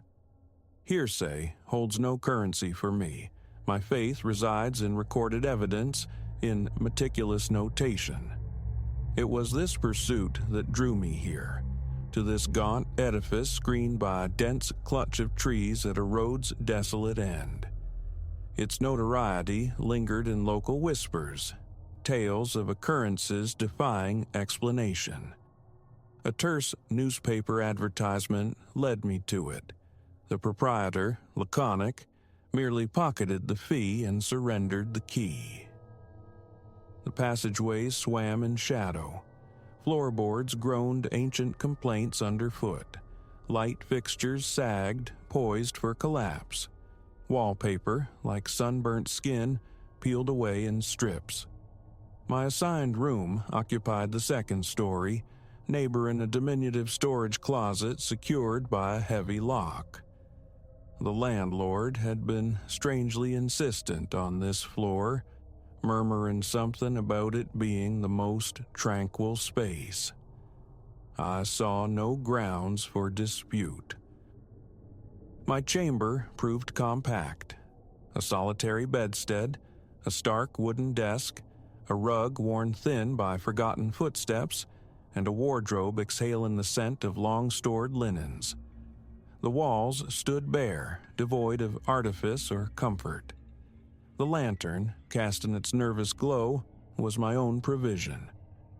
The overhead bulb sputtered and whined, an intolerable frequency that grated on my nerves. I deposited my valise onto the bed. The floorboards answered with a muffled thud, a sound I willed myself to disregard. Checking the windows revealed panes clouded with grime, framing the skeletal silhouettes of trees against the distant, jaundiced bloom of a streetlight. Within these confines, the silence possessed an almost physical weight. I closed the door, testing the lock. It engaged with a sharp clack that echoed disproportionately in the stillness. I stood motionless, straining my ears. Faint murmurs pulsed from deep within the walls. Leaning closer to the wooden panels, I held my breath, listening. A delicate scratching commenced, the sound of something small and frantic, trapped. A rap of my knuckle against the wood silenced it instantly. Not rodents, not the groaning of pipes. It bore the unsettling timbre of voices, muffled, far off. Pressing my ear flat against the cool wood, I waited. A low, resonant hum vibrated through the panel, unintelligible, yet undeniably present. Stepping back, I exhaled slowly and resolved to unpack. My tape recorder, extracted from the valise, found its place on the desk. I engaged the recording mechanism, letting the spools turn, a silent witness hoping to capture these elusive acoustics. Evidence was paramount. From my bag, I produced a flashlight, its beam cutting a path across the floor and climbing the walls to the ceiling. Dark, ominous stains bloomed overhead. The wooden panels there seemed uneven, warped. A draft, subtle but distinct, slithered into the room, carrying the musty tang of decay. I swallowed hard, rubbing my arms against a sudden prickling chill. My skin felt damp. Before attempting sleep, I paused by the door, listening to the corridor beyond. Silence reigned. Easing the door open, I stepped out. The hallway stretched away, hushed. The venerable floor yielded beneath my weight with a protracted sigh. A single, dim bulb dangled precariously from a frayed cord near the stairwell's descent. Drawn towards it, I peered down into the gloom. The stairs spiraled into the foyer, where a chandelier, draped in dust like funereal lace, hung suspended. No movement, no sign of a caretaker. The house felt utterly deserted. Retreating to my room, I secured the lock once more. Seated on the edge of the bed, I removed my shoes. The sheets, though smelling faintly stale, appeared clean. Extinguishing the lantern, I lay back, the flashlight kept close at hand. Sleep remained elusive. The murmurs recommenced, emanating from the wall behind the desk. I sat bolt upright, flicking on the flashlight. The sound ceased abruptly. Rising, I shifted the desk slightly away from the wall. My fingers traced the smooth, seemingly solid expanse of the wood paneling, searching for fissures, finding none. After several minutes of waiting, I doused the light again. The murmurs resumed their subtle cadence. A quick flick of the switch. Silence. I rubbed the nape of my neck, feeling the accelerated thrum of my pulse. A film of sweat gathered beneath my arms. My throat felt constricted. I tried to swallow without noise. The desire to comprehend warred with the utter lack of explanation. My jaw tightened.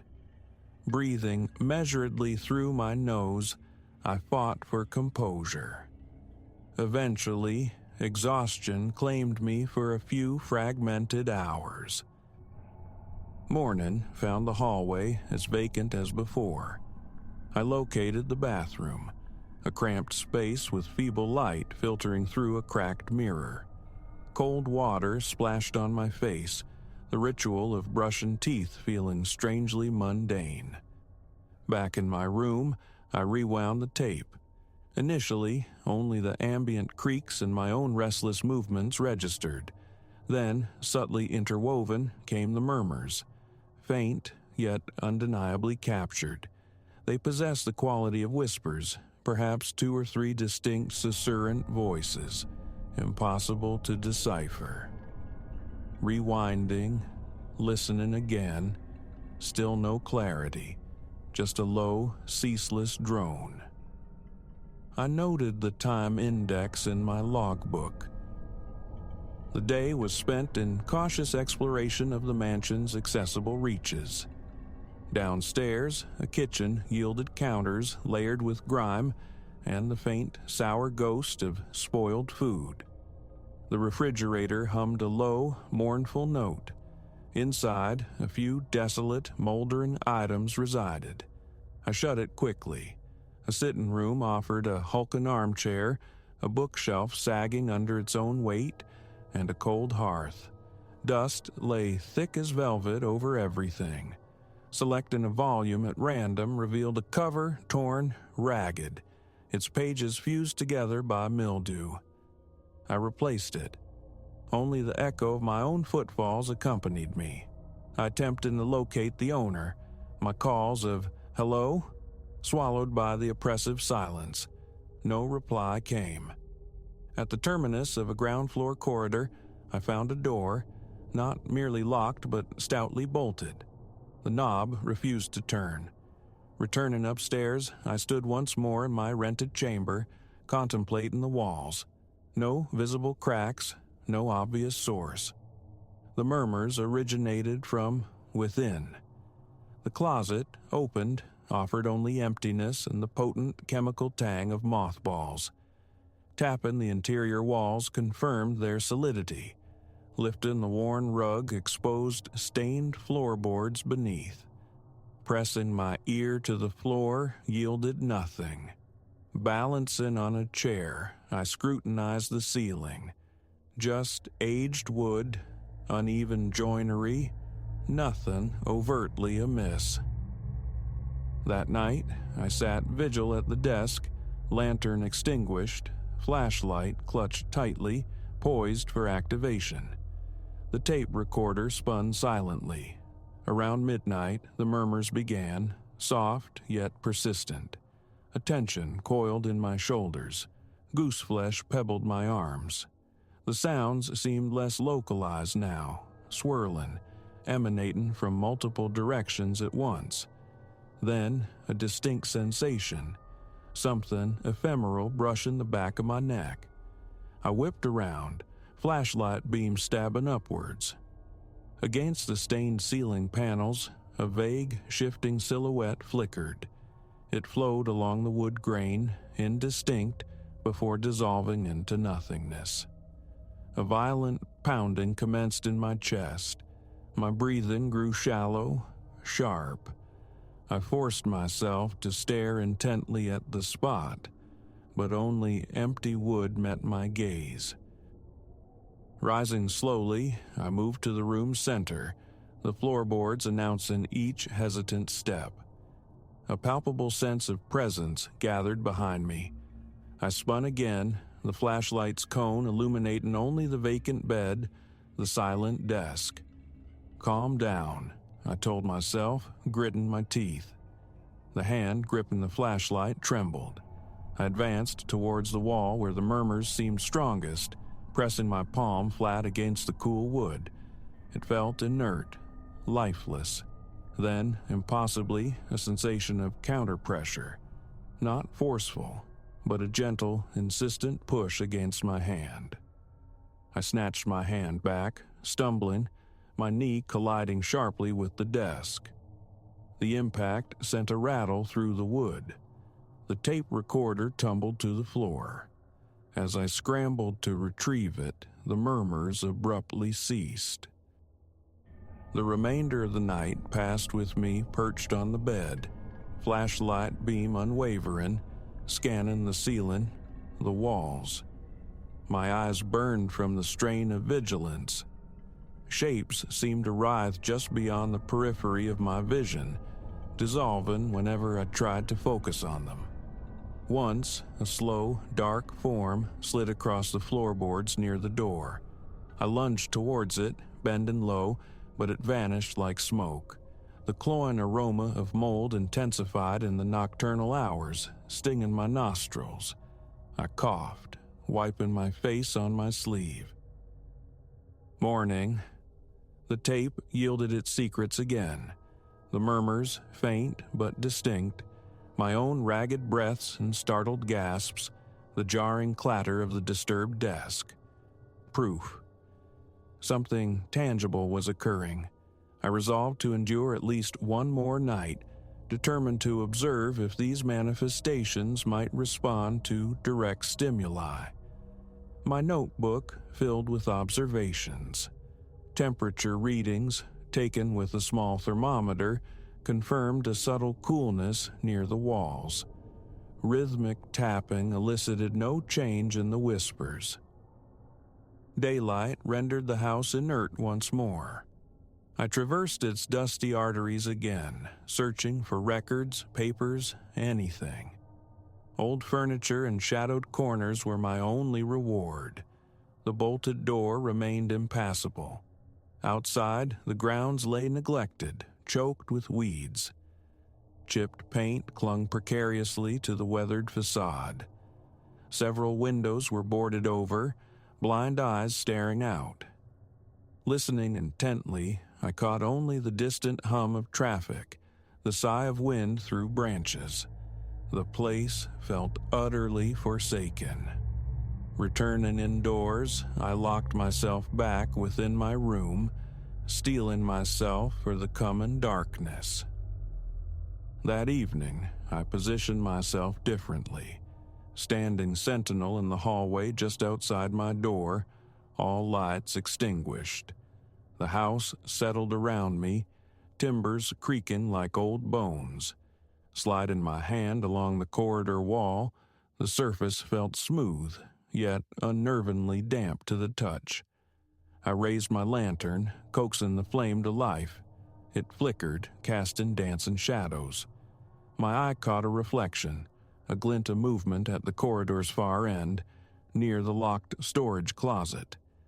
Taking tentative steps forward, the floorboards flexing beneath me, I discerned a shape near the closet door, a dark condensation clinging near the ceiling. Holding my breath, heart hammering against my ribs, I advanced slowly, lantern held high. The shape seemed to drift, retracting towards the corner where wall met ceiling. Closer still, sweat traced cold paths down my temples. Reaching the spot, I found nothing. My hand swept across the wood, seeking texture, temperature difference. Only old, dry timber. I retreated to my room, closing the door but leaving it unlocked this time, unwilling to fumble with the mechanism should swift egress become necessary. Seated on the bed, the murmurs commenced their nightly ritual, low and pervasive. Again, the definite sense of a presence behind me. I turned, bathing the wall in the flashlight glare. Empty. A light pressure settled on my shoulder. Spinning, arm flailing, I struck only empty air. My breathing grew labored, my chest tight. The salty taste of sweat touched my upper lip. Clenching my fists, I stood, pacing along the wall, tapping gently. The murmurs faltered, then resumed their steady rhythm. "Is anyone there?" My voice emerged thin, reedy. Only the ceaseless whispers answered. I pressed my ear to the wood again. The murmurs seemed closer now, tones rising and falling, yet stubbornly refusing to resolve into comprehensible words.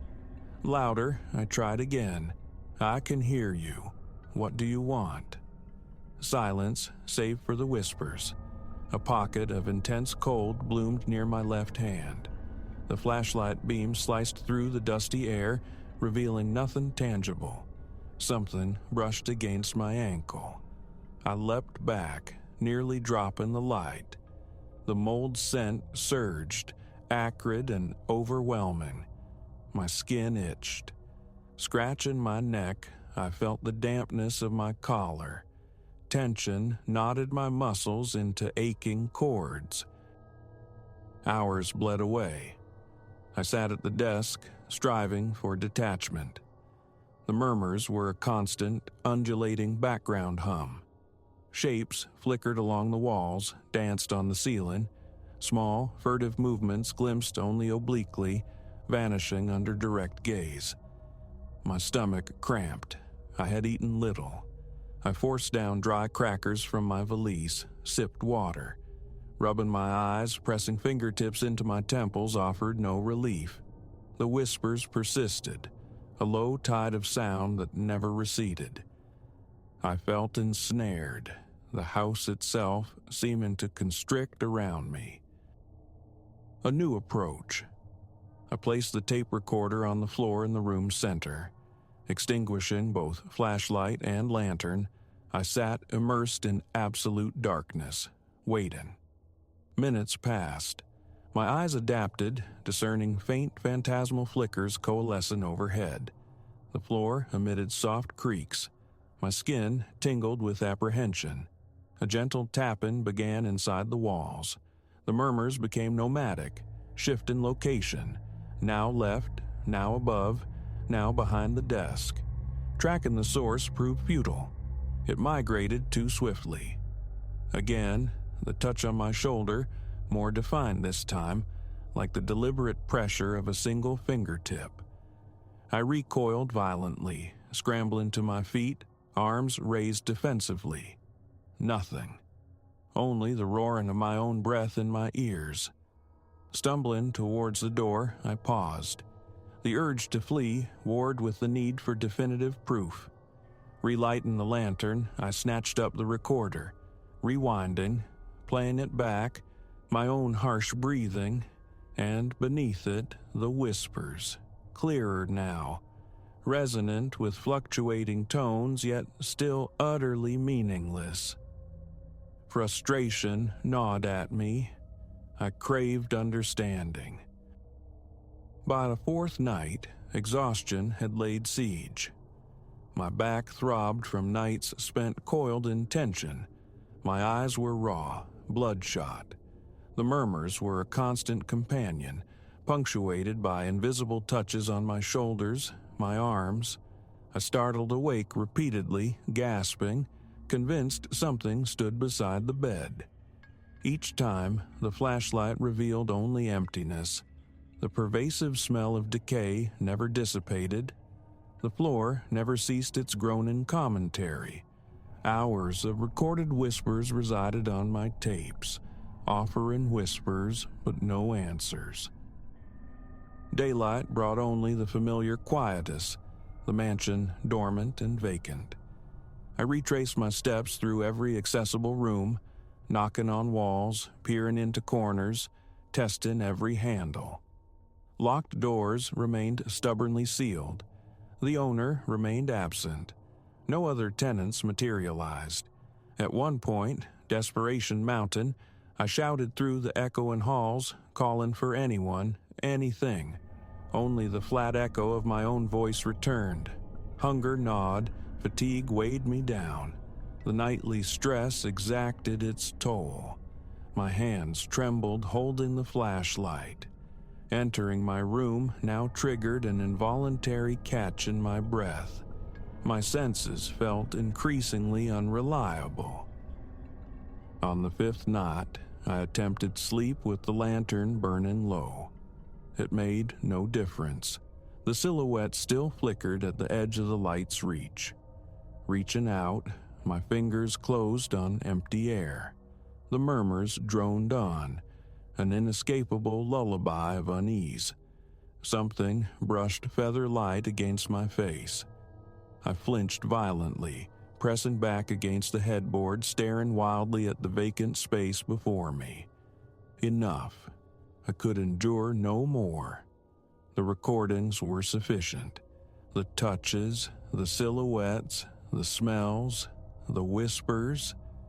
I had documented them all. My notes offered no rational explanation. Further exposure felt pointless, perhaps perilous. I packed my valise, securing the tapes within the recorder. My movements were jerky, uncoordinated. Heart hammering, throat parched, palms sweating, I opened my door and stepped into the corridor. Dawn was breaking, thin gray light filtering through a grimy window far down the hall. I moved with deliberate slowness, forcing myself not to glance into the shadowed corners. As I reached the head of the staircase, a soft murmuring arose directly behind me. I did not turn. A final, fleeting brush against my shoulder. I kept walking. The floorboards groaned their farewell. My knuckles whitened as I gripped the banister. Descending step by cautious step, I felt the immense, oppressive weight of the house pressing down. Reaching the foyer, I crossed to the front door, fumbled with the lock, and pushed it open, stepping out into the nascent day. The air outside tasted clean, sharp. The morning light assaulted my tired eyes. I stood there a moment, gulping air, waiting for the trembling in my limbs to subside.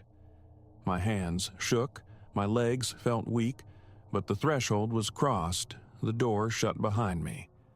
I had seen and heard and felt more than enough. What resided within that house remained an enigma. I possessed only my recordings, my notes, my sensory impressions, a collection of inexplicable fragments. Turning my back on the gaunt Victorian silhouette, I walked away, leaving its dark susurrations to fade behind me.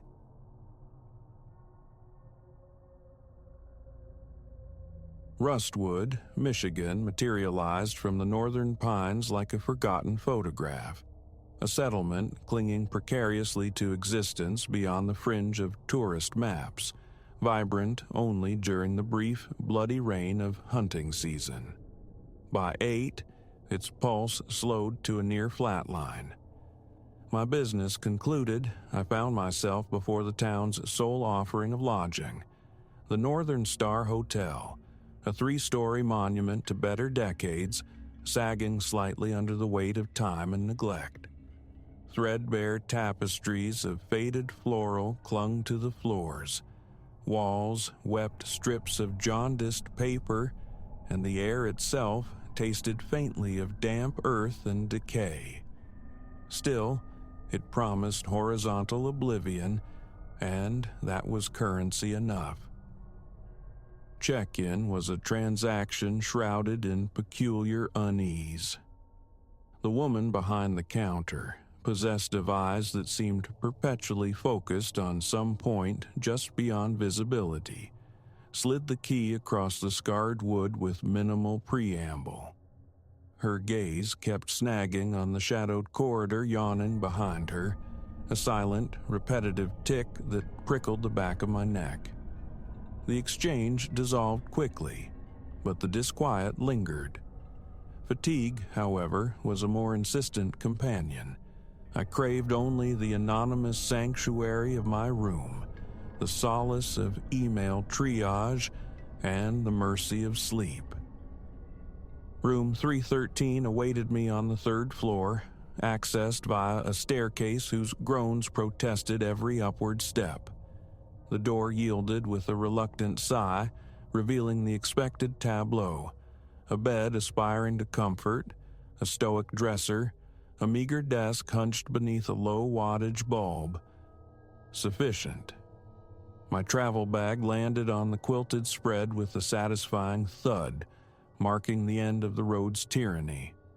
For a couple of hours, the rhythmic hum of my laptop became the room's frail heartbeat against the profound quietude. No rumble of traffic, no spectral echo of fellow guests. The silence wasn't just an absence of sound. It was a presence, heavy and cold, seeming to leach warmth from the very air. An amorphous sense of observation settled over me, the kind that makes you scrutinize shadows and confirm locked doors. Paranoia, I chided myself, turning back to the screen's sterile glow. Midnight tolled somewhere beyond the sealed windows. Surrendering to exhaustion, I stood at the bathroom basin, the overhead light stuttering like a nervous pulse. That's when I registered it. A faint susurrus, thin as spider silk, seeming to emanate from the very plaster beside me. I froze, toothbrush hovering, straining to decipher the sound. It dissolved like mist. Old plumbing, surely, or the muffled life of an adjacent room. I rinsed, killed the flickering light, and navigated the Stygian blackness back to bed. The silence rushed back in, immense and suffocating. Then, poised on the precipice of sleep, it returned. A low, sibilant murmur, undeniably vocal yet frustratingly indistinct, whispering intimately from the wall just behind my headboard. Closer now, palpable. My pulse hammered against my ribs as I levered myself upright, ears straining in the absolute dark. "Hello?" The word emerged as a dry rasp, swallowed instantly by the stillness. Nothing answered. Just the building's ancient bones settling, I reasoned, the wind whirring the eaves. Yet conviction wavered. Sliding from the sheets, I pressed my ear flush against the cool, textured wallpaper. Silence. Only the frantic thrum of my own blood. I retreated beneath the covers, pulling them high, a useless talisman against the insidious unease coiling in my gut. Closing my eyes felt like an act of surrender, but sleep remained elusive, held at bay by a nameless vigilance. Then came the knock. Soft, tentative, barely disturbing the air, yet unmistakably a knock. It resonated not from the corridor, it seemed, but from somewhere deeper, perhaps within the walls themselves. I sat bolt upright, heart seizing. Silence resumed its reign. The bedside clock glowed 2:03 a.m. A late arrival, fumbling for their bearings? Possible, yet the sound's peculiar intimacy argued otherwise. I remained statue still, adrift in the oppressive quiet, ensnared by the sensation of being watched, of some unseen entity patiently waiting for my guard to drop. Eventually, the sheer weight of the night forced me back down. Deep breaths, an old hotel, an overactive imagination. I commanded my limbs to relax, my mind to cease its frantic circling. Eyes shut, I courted oblivion. Suddenly, a glacial draft caressed my face. My eyelids flew open. The door, the one I had explicitly locked and bolted, stood ajar. A sliver of impossible hallway darkness slicing through the room's perfect black. Trembling, I swung my legs out of bed, crept to the opening, and peered into the corridor. Empty, silent as a tomb. I secured the door again, testing the deadbolt twice, the metallic click unnaturally loud in the hush. Returning to bed felt like re-entering a cage. As I lay rigid, staring into the unseen void above, a new sound began. A faint, dry scraping, like something being dragged across floorboards. It came from the adjacent room. I held my breath, listening intently. It ceased as abruptly as it had begun. Something was fundamentally wrong. Pushing back the covers once more, I moved to the connecting wall and rapped softly. An exploratory gesture, met only by silence. Enough. I needed intervention, information. Perhaps the night clerk knew who occupied the neighboring room, had heard the disturbances too. Downstairs, the lobby was a cavern of dim light and desertion. The reception desk stood unmanned. I waited, scanning the faded grandeur, the silence here echoing differently, vast and hollow. Hello? My voice seemed inadequate, absorbed by the shadows. No one emerged. As I turned to retreat, my eye caught an open ledger on the counter, a schematic of the hotel, floor by floor. Curiosity piqued, I leaned closer. Each level meticulously detailed, rooms numbered, designated. My finger traced the grid for the third floor. Room 307, 311, then 315, a void where 313 should have resided. A chill, sharp and invasive, traced my spine. My mind struggled to process the discrepancy. I scanned the diagram again, seeking a mistake, an alternate numbering. There was none. According to this map, the room I inhabited, my sanctuary from the road, simply did not exist. I recoiled from the desk as if burned, the floor seeming to tilt beneath my feet. Was this a dream? A prank? Or had I unknowingly stepped sideways into some architectural anomaly? My thoughts fragmented, logic dissolving. I spun around, heading for the stairs, a desperate need to verify propelling me forward. Reaching the third-floor landing, I paused. The corridor ahead seemed subtly altered, the shadows denser, the perspective subtly warped, as if the walls themselves were imperceptibly contracting. I advanced slowly, deliberately counting the doors, my own pulse a frantic drum against the silence.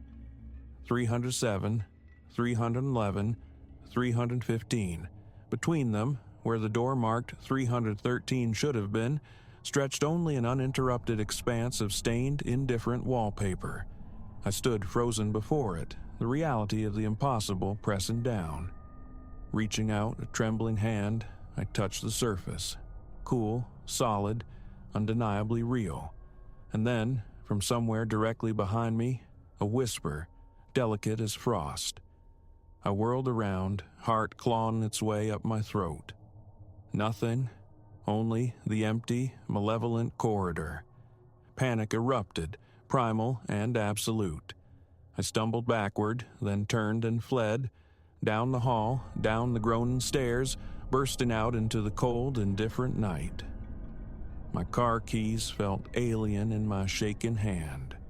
The engine roared to life, and I aimed the headlights away from the Northern Star Hotel, accelerating into the darkness without a backward glance, the map's impossible truth and the memory of that whisper searing themselves onto my mind. What fissure, in reality, I had occupied that night, I couldn't fathom, nor did I care to. Rustwood and its phantom room were behind me, a chill uncertainty etched where logic used to be.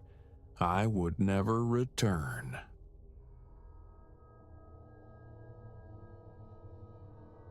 A single gunshot detonated the deep quiet, ripping through the fabric of the night and jolting me from the shallow depths of sleep. For one disorienting fragment of time, my mind clung to the possibility of nightmare, but the sound's brutal echo dissolved, supplanted by the coarse shouts of men and the sharp retort of branches snapping underfoot. A cold dread bloomed in my chest. My sanctuary, my deliberate retreat from the world, had just become a hunting ground. My name is Ilara. Never, in conceiving this solo pilgrimage to a cabin nestled far from any road, did I imagine myself as quarry. It was meant to be a restorative interval, a week dedicated to stillness and untangling the knots within. Work had frayed my nerves thin, connections felt fractured, and the insistent clamor of life demanded an antidote of silence. A friend's offer of her family's woodland refuge felt like deliverance. The initial days unfolded in quiet bliss, long hikes through sun-dappled trails, evenings lost in books before a crackling hearth, the rare luxury of absolute disconnection. No signal bars, no Wi-Fi hum, only the breathing forest and me. Then came the fourth night, and the world tilted on its axis. The shot had erupted somewhere eastward, perhaps half a mile distant. Close enough for clarity, yet far enough to cradle a fragile hope that the violence, whatever its nature, might bypass my isolated haven. I slid from the warmth of the bed, bare feet registering the chill bite of the wooden floorboards, and crept towards the window. A full moon presided, bathing the woods in an unnerving, spectral luminescence. Trees stood stark against pools of shadow, a landscape momentarily serene, until a flicker of motion snagged my gaze. A silhouette, fluid and fast, weaving between the trunks, undeniably closing the distance. My pulse leaped, a frantic drum against my ribs. Recoiling from the glass, I fought for rational thought. A hunter, perhaps, ignoring the season, a lost soul firing for rescue.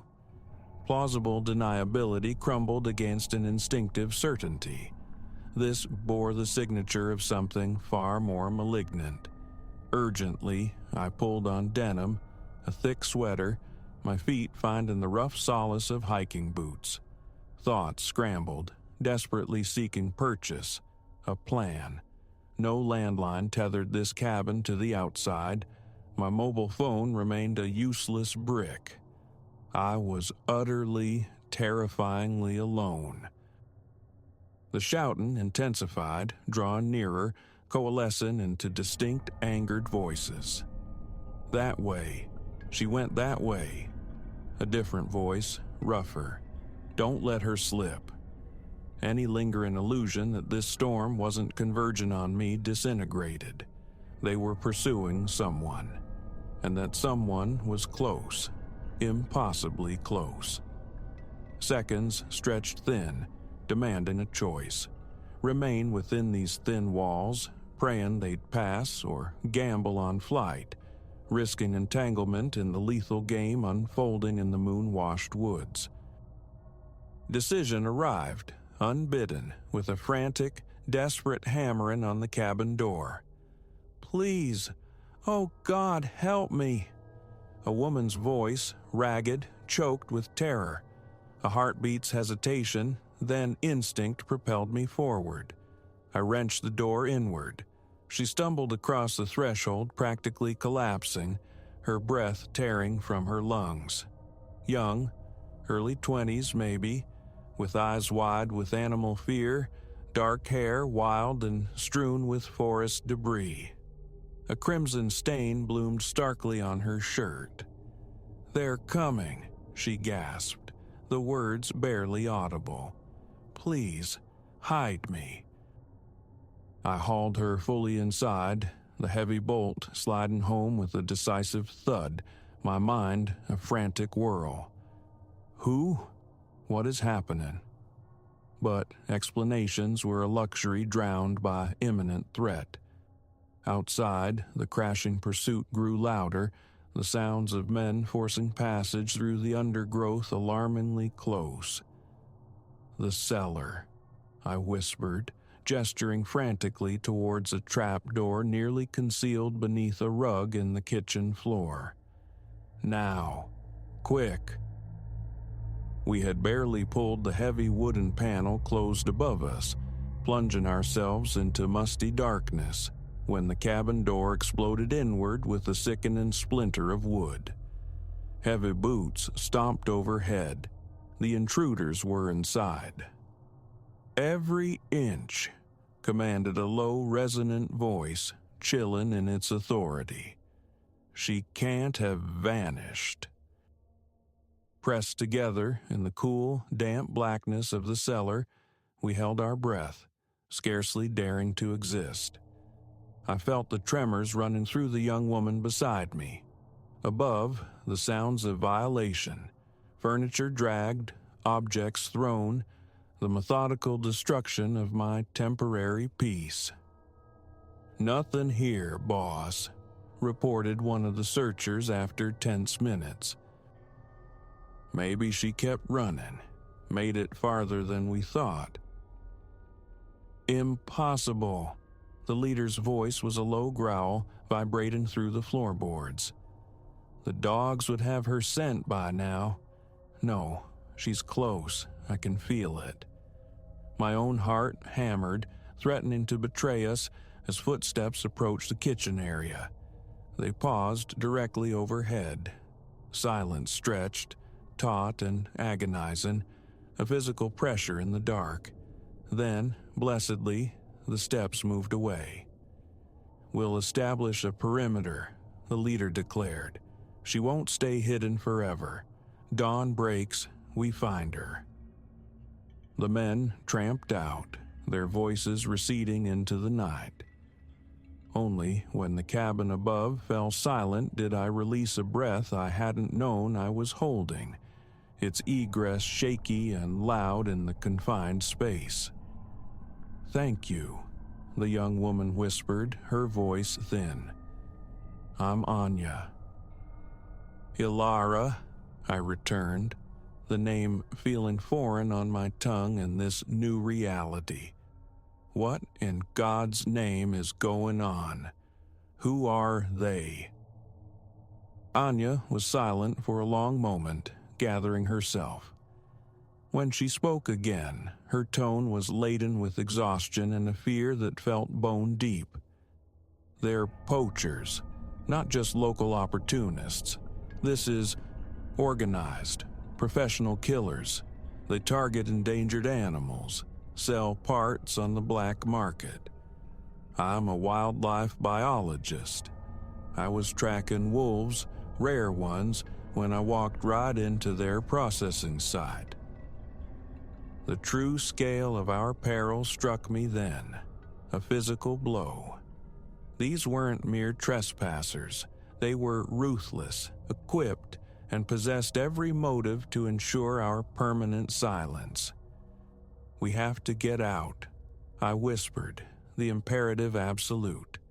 "They'll sweep again at first light." Anya nodded, a small, defeated movement in the dark. But how? They'll be watching the cabin, and they mentioned dogs. My mind raced, dredging up details from my earlier hikes, the mental map I'd casually constructed.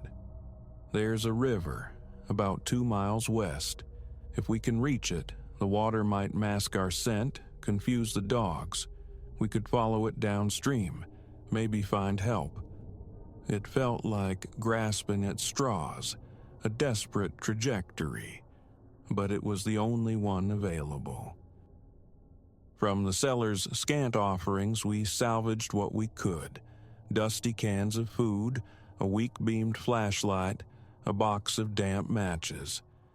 Tucked in a crate of forgotten tools, I found an old hunting knife, its blade dulled but heavy in my hand. Poor armor against firearms, yet infinitely better than empty hands.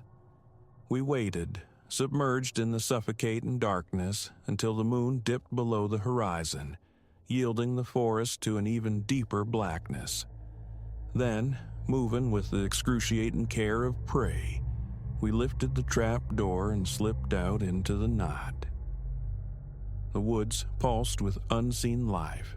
An owl's spectral call, the furtive rustle of small creatures in the leaf litter. Each snapped twig underfoot sent jolts of adrenaline through us, freezing us mid-step, hearts pounding against our ribs. Yet, painstakingly, meter by agonizing meter, we pressed westward. Perhaps halfway to our goal, the sound we dreaded ripped through the night. The distant, baying chorus of hounds. They knew we had fled. "Run!" The word tore from my throat, a raw command as I seized Anya's hand. We plunged into the undergrowth, heedless of the branches that whipped and tore at our faces, our clothes. The baying grew louder, closer, a chilling needle stitching terror directly into my spine. Just as my lungs began to burn, threatening collapse, the murmur of moving water reached my ears. Ahead, a dark, sinuous ribbon carved through the trees. The river. Without a second thought, we launched ourselves into its embrace.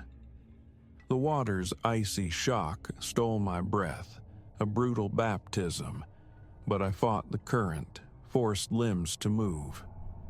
Behind us, on the bank we'd just vacated, angry shouts erupted, punctuated by the frustrated barking of the dogs. How long the river held us, I couldn't say. Time dissolved into the struggle against the cold and the current. Eventually, utterly spent, limbs numb and trembling violently, we clawed our way onto the opposite bank. As the first fragile hints of dawn painted the eastern sky in bruised pastels, we stumbled upon a marked hiking trail.